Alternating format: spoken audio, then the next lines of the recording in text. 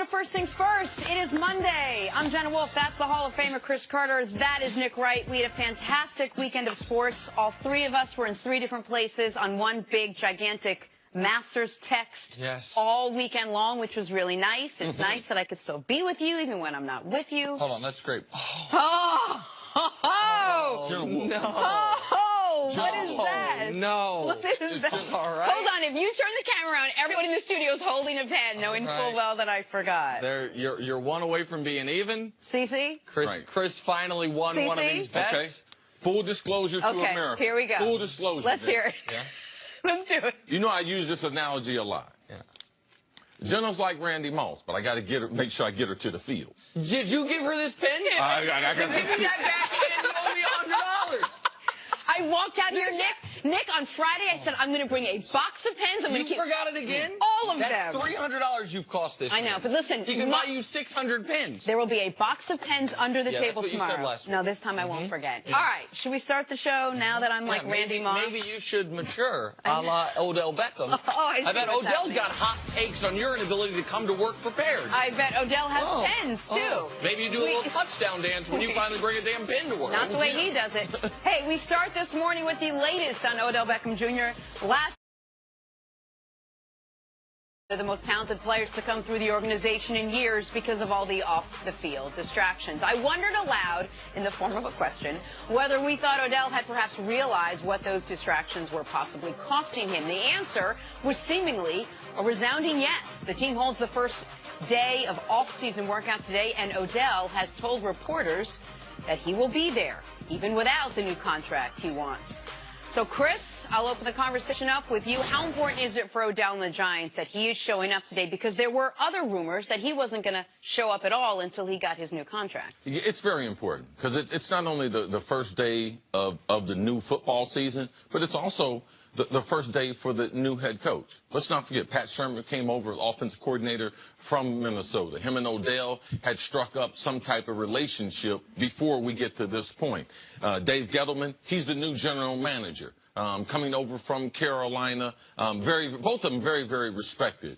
It's very important that they are able to show Giants fans and the Giant locker room that everyone's on the same page. It's nice that we've had these rumors about Odell, you know, getting traded and everything. We know there's tremendous value out there, but today is the first day.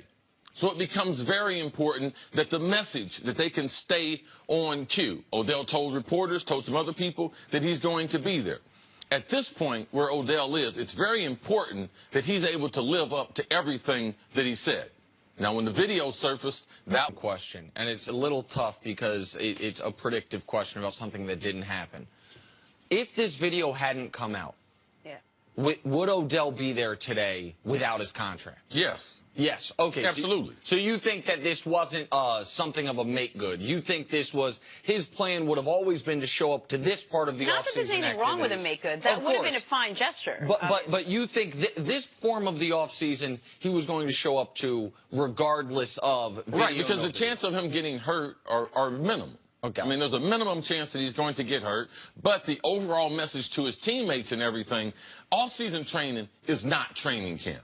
And trying to compare them and make them the same thing, I believe it wouldn't play well to the players in the locker room. Okay, all right. So that's interesting. My takeaway from where we're at now with the Odell Beckham situation is once he gets there, I hope it is a reminder to him and to the organization that if we don't get this figured out, if we don't come to some type of long-term contract agreement that then ends up resulting in Odell getting traded if they don't come to that, I believe it is something both parties will regret.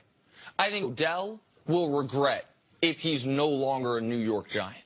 And I think the Giants will unquestionably regret if they couldn't make it work with the most talented player this team has had since Lawrence It wouldn't Taylor. be the Giants' fault, though. What have the Giants done wrong? Well, if they end up trading him, if they end up deciding that... But if they trade him... The only way they would trade him is if they couldn't come to a contract agreement. So that would be his demands are too outrageous for them. They would have to come off of him. So what have the Giants done? The Giants have not... There is no fault or there shouldn't be any regret as far as the Giants are concerned. Well, I don't always, you and I tend to look at contract negotiations a little differently. I don't always look at when two parties can't come to an agreement.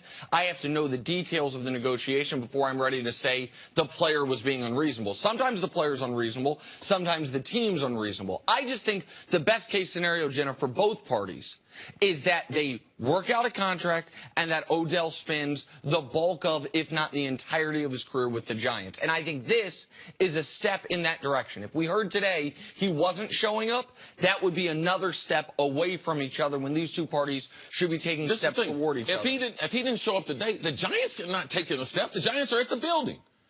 They run the business. They're there. If Odell doesn't show up, that's him taking a step away from them. I agree with that's you on not that. them. I agree with that. Go ahead. Do either of you think that Odell has lost leverage when it comes to the negotiations now? I know we're both talking about the Giants coming and Odell coming to the table and trying to resolve something. But do you feel, I thought him showing up meant he lost a little bit of hand in this negotiation because of everything that happened, because now trade rumors were swirling, which there were never going to be trade rumors about Odell Beckham, seemingly. But do you think now he's lost a little bit of the power or the leverage he's had when it comes to now demanding what he thinks he's owed in his contract? Well, of course, with the information that comes out, he can't be as demanding. How much is that? No one knows. The Giants own his rights. The Giants can also franchise him. So there's not a lot Odell can do besides just talk. The only thing he can do is try to show up and get the contract. If the demands are too high, like, there's nothing the Giants can do about that. They still have Eli Manning on the books for $20 million. Like, so it becomes difficult. How much money are they going to commit to someone who they can't predict what he's going to do in the future? It's not necessarily always the money. It's the inability to predict what's going to happen in the future, which is probably more troublesome for the Giants. What's going to happen as far as his health, or what's going to happen as far as his off-the-field stuff? I think the health thing, I think people have to recognize the type of injury he had. It is fluke. Well, I mean, I don't... He's not considered an injury risk. Exactly. He's not a guy that's been injury prone. It's not the type of injury that when it happens, you're like, oh, high. It's not Steph Curry spraining his ankle, where it's like, oh, high risk of reoccurrence to broken bones. So, and if we remember, if we can go all the way back, it feels like a lifetime ago, that after the major injury happened, not the preseason injury, but the major one, Chris talking to Odell on the phone and trying to make him feel better about the situation was like, hey, let's just go up your body and talk about how much worse it could have been. Yes. What if it was your knee? What if it was your hip? Yeah. What if it was your back? What if it was your neck? Like, if you're going to suffer a broken bone, as odd as it sounds, like ankle and I guess forearm would be the ones that you can most easily recover from as a wide receiver. To answer your question, I think the total dollar amount his contract is going to end up being is not going to be that much different than if this video hadn't come out. What I think will be different is the amount of that is fully guaranteed and the amount of that is voidable through bad behavior or suspension. That's where I think he really put himself in the jackpot with this. Is he has very little negotiating power to say, why would you want these clauses in my contract, when they could just say, well, let me show you. Here's why we want those clauses. And that's what I meant by leverage. Yep. Exactly. His negotiating power is lessened just a little because they have all this stuff out there on him that he's been through and he's done. What is a day like today, though? Like, what, new coach, I'm not just talking about for Odell, but like for the Giants as a whole, new coach, first day where everyone can be together, everyone can talk. Like, what is actually going on at the Giants facility that he's not going to be a part of? It's time to issue what Pat Shermer, how he's going to run the team, what type of coach he's going to be. It's the first time he's addressing all those guys together. In free agency, the offseason, you got a lot of new guys in the locker room, so it's very important. Your nucleus of guys, Odell Beckham, Snacks Harrison, Eli Manning, guys like that they are there and that they are lieutenants for Dave Gettleman, lieutenants for Pat Shermer, to be able to explain to the younger players, this is what the coach is talking about. This is the kind of offense we're going to have now. This is the kind of defense we're going to, because they're going through a lot of changes with their personnel. So today's an important day to establish what kind of football we're going to play, how the head coach is going to be, and he will issue challenges to the players of what they're doing, and they'll set a goal. I guarantee you the day the Giants will say, we want to be Super Bowl champions, Super Bowl 53 in Atlanta. That's the New York Giants. That's what they typically have done as an organization. Yes or no, before we move on, are all the trade rumors behind us now, do you think, moving forward? Is that No, because if the demands are too high, that'll kick up. It's easier to trade before the draft because this year's draft picks are far more advantageous than kicking it off to 2019. But they can't come to a contract agreement. We'll be discussing it again. We got a little more time then. All right, coming up, we'll switch gears, talk a little basketball. Hey, how dangerous are the 76ers to the Cavaliers? That's next on First Things First.